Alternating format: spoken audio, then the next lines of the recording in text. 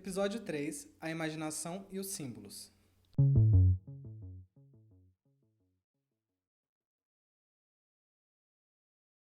Na unidade anterior, estudamos alguns dos principais conceitos relacionados ao roteiro. Agora podemos começar a entrar no assunto da astrologia e a sua utilidade como ferramenta criativa. Nesta unidade, iremos conversar sobre o ponto de vista simbólico da astrologia e de como devemos encarar o símbolo. A astrologia pode ser vista de vários pontos de vista, como o ponto de vista mágico, o ponto de vista esotérico e o ponto de vista poético. Alberto Cousteau, um teórico esotérico, diz que o esoterismo tende a ser confundido com o místico e com o mágico. Para ele, o esoterismo é um método rigoroso de conhecimento. O misticismo está mais ligado a um princípio emotivo que gera resultados imprevisíveis, e a magia se constitui de uma prática técnica, como a medicina ou a cerâmica. Do ponto de vista mágico, existem as disciplinas mânticas, que são as práticas de adivinhação do futuro, independente de qual método for. A astrologia possui esse caráter de disciplina mântica, quando se pretende a prever possibilidades de futuro a partir da disposição dos astros. No YouTube, por exemplo, você pode encontrar astrólogos que usam da similaridade entre posições planetárias para tentar entender eventos que devem se repetir. A astrologia vista pelo ponto de vista esotérico está mais relacionada com a tentativa de alcançar uma epistemologia da astrologia. Nesse ponto de vista, tentamos enxergar a astrologia enquanto saber. O esoterismo é um método de conhecimento diferente do método científico. O esoterismo tem como base um pensamento mais simbólico do que verbal e se baseia em analogias. Sob o ponto de vista poético, a astrologia é uma ferramenta imaginativa. A faculdade poética no ser humano diz respeito ao mecanismo de criação, e não apenas ao ato de criar poesias. Estamos falando de processo criativo, ou seja, a astrologia do ponto de vista poético. Podemos usar a astrologia para criar usando sua linguagem simbólica. Mas antes de entendê-la enquanto linguagem simbólica, devemos entender o que é o símbolo e como ele se difere da linguagem verbal.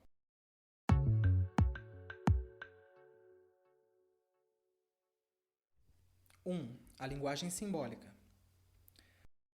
Acredito que a principal diferença entre a linguagem verbal e a linguagem simbólica está no seu objetivo, que pretende alcançar enquanto comunicação.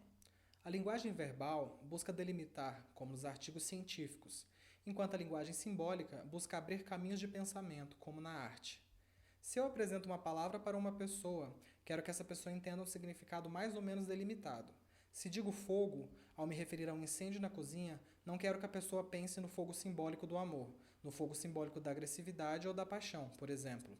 Mas se eu apresentar o fogo enquanto símbolo para uma pessoa, meu desejo é que essa pessoa percorra caminhos imaginativos relacionados a esse símbolo. A palavra, enquanto linguagem verbal, busca um significado mais delimitado, enquanto o símbolo é uma unidade de imaginação.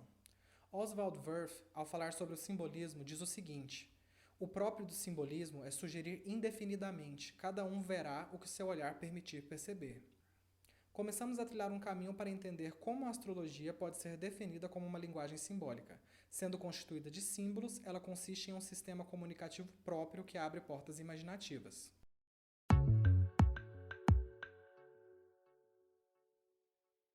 Dois. Os arquétipos.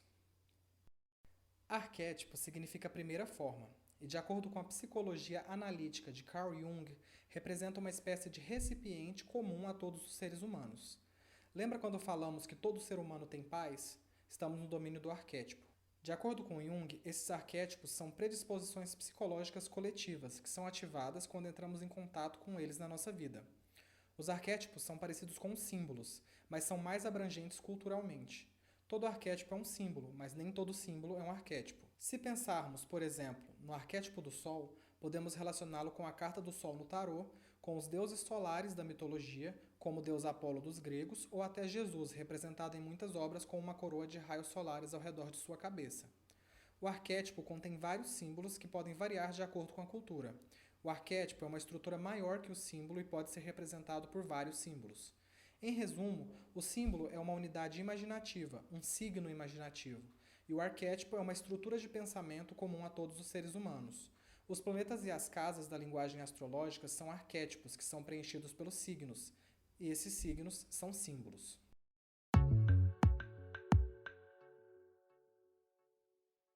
3. A imaginação e os símbolos. Como podemos, então, usar a linguagem simbólica da astrologia para a criação?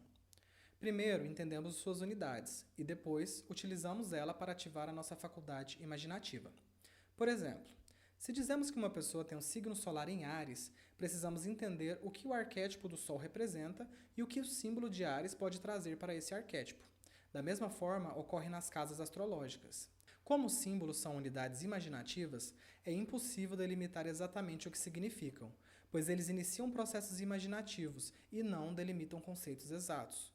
Dessa forma, a melhor maneira de falar sobre eles não é tentando encerrá-los em uma definição, e sim mostrando alguns possíveis caminhos de exploração imaginativa. Esse método de escrita foi utilizado por Sally Nichols no livro Jung e o Tarô. Nesse livro, a autora parte de cada carta do tarô para poder dar possíveis caminhos de pensamentos contidos em seus símbolos. O simbolismo astrológico ele está em vários níveis. O simbolismo dos signos podem ser enxergados como tipos qualificativos. O simbolismo dos planetas são arquétipos da personalidade. As casas astrológicas classificam as instâncias da vida de uma pessoa.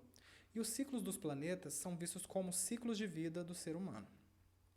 De acordo com essa definição, quando falamos de lua em câncer, por exemplo, estaremos falando de como o personagem ou a pessoa manifesta esse princípio de personalidade simbolizado pela lua através das qualidades simbólicas do signo de câncer.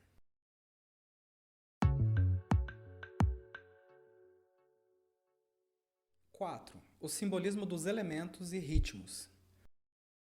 Vamos falar um pouco sobre o simbolismo dos signos. Para começar, vamos avaliar como cada um dos signos podem ser classificados de acordo com dois critérios, seu elemento e seu ritmo. Os elementos são quatro: água, terra, fogo e ar.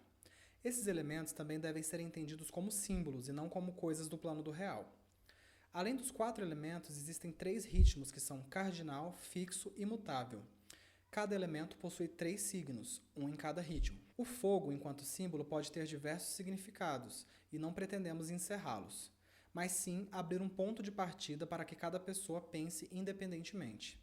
Se analisarmos o fogo, ele transforma o alimento, ele aquece os seres humanos e também é encarado como a centelha espiritual que nasce dentro de cada um. Está bastante relacionado com a faculdade mental da intuição. O fogo é das vontades e intuições.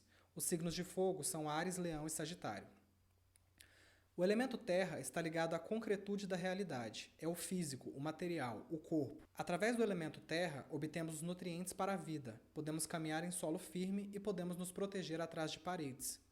O elemento terra está ligado às nossas capacidades sensoriais. Visão, audição, tato, paladar e olfato. É através dos nossos sistemas sensoriais que conseguimos entrar em contato com a realidade. É o mundo físico dos sentidos.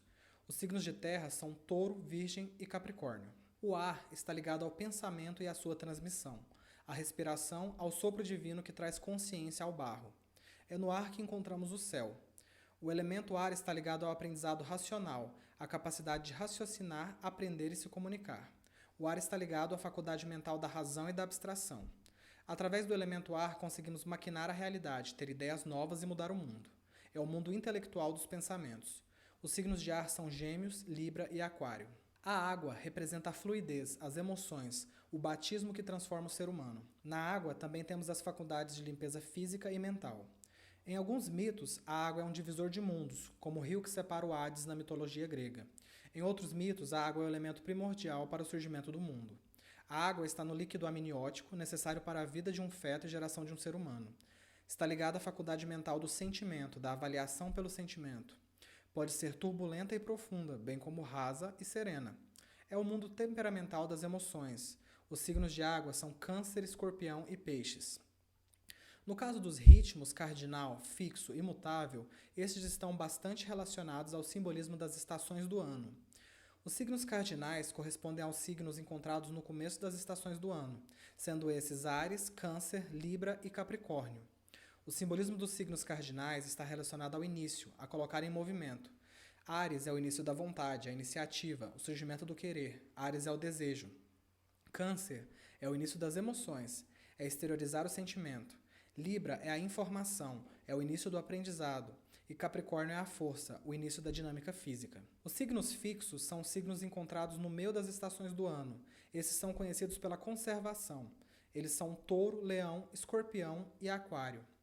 Touro é a estrutura das coisas, a rigidez das estruturas. Leão é a crença, a subjetividade dominante no ser. Escorpião é o sentimento, a avaliação constante e as emoções em movimento interno. Aquário é o conhecimento, o saber consolidado. E os signos mutáveis são os signos que encerram as estações do ano e abrem espaço para a nova estação. São eles Gêmeos, Virgem, Sagitário e Peixes. Gêmeos é a cognição, o aprendizado, a aquisição de conhecimento. Virgem é o comportamento, a reorganização do físico. Sagitário é a atitude, o impulso de ação da vontade racional. E Peixes é o afeto, a atuação emocional externa. Esses são apenas alguns exemplos de associações que podem ser feitas a partir da classificação dos signos. Além dessa classificação, podemos fazer associações simbólicas com as imagens representantes dos signos e seus nomes. Em resumo, o fogo simboliza o espírito, a terra simboliza a realidade física, o ar simboliza o intelecto e a razão, e a água simboliza os sentimentos e a emoção. O movimento cardinal simboliza o início e o surgimento, o fixo representa a manutenção, a estabilidade e a imobilidade, e o mutável simboliza a mudança, a transição e a transferência. Parece difícil à primeira vista, mas essas informações vão ficando mais claras à medida em que vamos conhecendo mais sobre a linguagem astrológica. Esses são passos iniciais, e este não é um conhecimento que será aprendido rapidamente, mas que pode ser desenvolvido com a prática e com o tempo. Como estamos acostumados a lidar com informações verbais, podemos ter um pouco de dificuldade em lidar com informações simbólicas, mas rapidamente podemos aprender. Assim encerra o terceiro episódio. Na próxima unidade, falaremos mais sobre os simbolismos dos signos individualmente e em quais instâncias da criação de personagens eles podem ser utilizados. Te espero lá! Créditos. Roteiro e locução, Érico José. Produção e edição, Marcos Rogério. Captação de áudio e produção, Rayane Richelli. Referências. O Simbolismo Astrológico, de Oswald Wirth. Manual do Roteiro, Sid Field. Story, Robert McKee. O Mundo da Astrologia, Luiz Rodolfo Vilhena. Teorias do Símbolo, Tsvetan Todorov. O Tarô e a Viagem do Herói, Raju Bansraf. E o Livro da Mitologia, de Philip Wilkinson. Coleção Globo Livros.